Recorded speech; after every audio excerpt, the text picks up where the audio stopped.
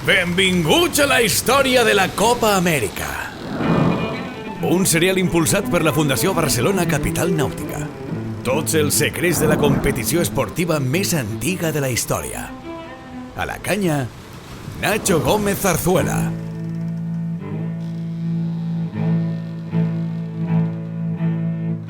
Benvinguts a un nou capítol del nostre serial que arriba de la mà d'un personatge de llegenda. El gran protagonista d'aquest sisè episodi del serial sobre la història de la Copa Amèrica és un dels personatges més fascinants de la història de la competició. Se'l sol qualificar com el millor perdedor de la història de l'esport, encara que a mesura que investigues en el seu llegat, la conclusió que trec jo és que, encara que perdés esportivament, el nostre protagonista d'avui va ser un autèntic guanyador, un campió en tota regla. Sir Thomas Lipton va desafiar la Copa Amèrica en 5 ocasions i les va perdre totes. Tot això, pel camí es va convertir en un dels estrangers més estimats als Estats Units i va fer un autèntic imperi amb les seves famoses bossetes de te. Però, com un xaval de família humil acaba aconseguint que un dels actors més famosos de Hollywood de l'època, Will Rogers, escrigui una carta al New York Times el 19 de setembre de 1930 per demanar una col·lecta comissionada pel mateix alcalde de Nova York amb l'objectiu de regalar una espectacular copa a Lipton? Intentarem explicar-ho. Thomas Johnston Lipton neix el 10 de maig de 1848 a la localitat escocesa de Glasgow i amb només 10 anys abandona l'escola per ajudar als seus pares a la botiga de queviures familiar. La família Lipton, d'origen irlandès, s'havia traslladat a Glasgow després de la Gran Fam de 1845. El jove Thomas va cada dia als molls portuaris a recollir el gènere i aquí va adquirint un sentiment enorme d'admiració per les històries dels navegants que arriben a port, cosa que marcarà la seva fascinació posterior per la Copa. Amb tan sols 15 anys s'embarca cap als Estats Units, on treballa a diversos llocs i aprèn el model de negoci dels grans magatzems de queviures, amb molta varietat de productes, marges molt ajustats i grans volums de vendes, aconseguits gràcies a l'eliminació dels intermediaris i els tractes directes amb els productors. Vaja, el que ha fet milionari a Juan Roig segle i mig després. Amb aquest aprenentatge, Lipton torna al Glasgow natal i aplica tots aquests mètodes al negoci familiar. I en poc temps aconsegueix una petita fortuna, obrint nous locals amb tècniques de màrqueting totalment revolucionàries per a l'època. Tan aviat encarregava un formatge de 400 quilos i el transportava amb un elefant fins a les seves botigues, com organitzava una desfilada de carrer amb un ramat de porcs que acabarien a les vitrines dels seus locals convenientment espesejats. Tot i això, el producte que el faria mundialment famós seria el te. El 1875, quan ja era un consolidat empresari, es va adonar que no tenien sentit els elevadíssims preus del te als seus establiments, cosa que el convertien en un producte exclusiu de les classes acomodades. Per tant, se'n va anar a Ceilan, l'actual Sri Lanka. Va comprar una plantació sencera i va aconseguir vendre'l a les seves botigues a uns preus imbatibles, cosa que va convertir aquest te en un producte molt popular entre les classes mitjanes. A això hi va afegir el descobriment de la manera de consumir-lo en bossetes individuals, com el coneixem avui dia, cosa que va acabar convertint-lo en un producte de masses. Total que a finals del segle XIX, Sir Thomas Lipton era un empresari estrella, enamorat dels vaixells per les històries que havia escoltat de jove i amb una fortuna enorme per gastar.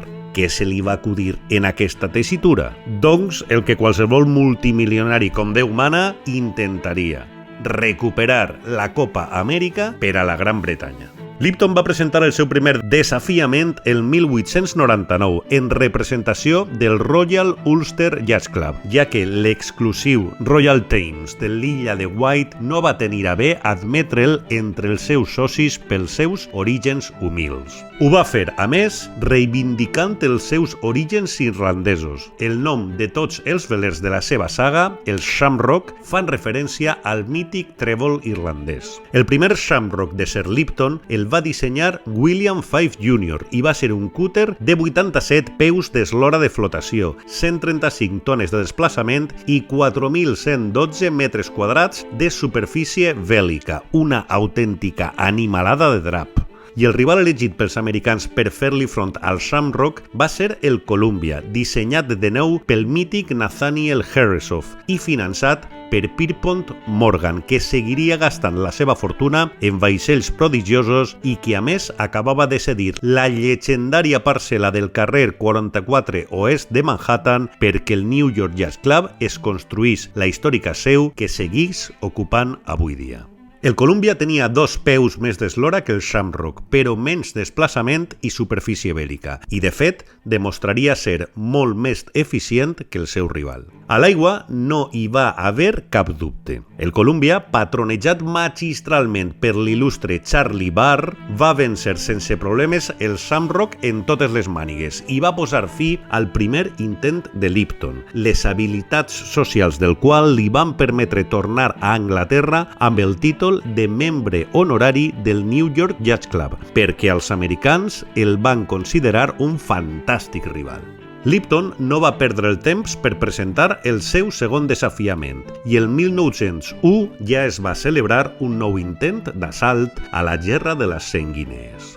Per a aquesta temptativa va canviar de dissenyador i va recórrer a George Watson, un dels dissenyadors britànics més experimentats, ja que s'havia fet càrrec dels vaixells desafiadors de Lord Dunraven, precisament el que va arribar abans de Lipton, i va introduir una novetat històrica. Per a dissenyar el Shamrock li va realitzar per primer cop proves en tancs d'aigua amb models a escala. Amb aquestes proves va apuntar a un model encara més gran, que portava 14.000 peus quadrats de velamen, uns 4.250 metres. Però el veritable debat d'aquesta edició va venir per la selecció del defensor. Des de Boston, la pugna amb Nova York era cada vegada més gran i els de Massachusetts van presentar un candidat per defensar la Copa en què van invertir $200.000 de l'època, una autèntica fortuna. Tot i això, el Columbia, el defensor de l'anterior edició, es va imposar a la batalla dels aspirants i es va guanyar el dret a defensar la gerra per segona edició consecutiva, una cosa històrica, per a la qual cosa també va haver d'imposar-se a un nou disseny de Herreshoff, el Constitution. Al final, la batalla entre l'antic Columbia i el nou Shamrock es va caracteritzar per una igualtat tremenda. Tot i que els americans van guanyar per 3-0, a l'última i definitiva màniga van creuar la línia de meta amb només 2 segons d'avantatge després de més de 30 milles de competició, en una de les regates més competides de la història de la Copa Amèrica. Aquest il·lusionant resultat, malgrat que encara no hi havia aconseguit guanyar cap màniga, va tornar a portar Sir Thomas Lipton a presentar un desafiament imminent i el 1903 ja estava en joc de nou la mítica Copa Amèrica. En aquesta edició de 1903, la tercera de Lipton i la 12ª de la competició, les inversions dels multimilionaris que es van vincular a la regata van a ser autènticament descomunals. Fruit d'elles va ser el gegantí veler dissenyat pels americans per defensar la gerra, el mític Reliance, el veler més gran construït als 170 anys d'història de la competició.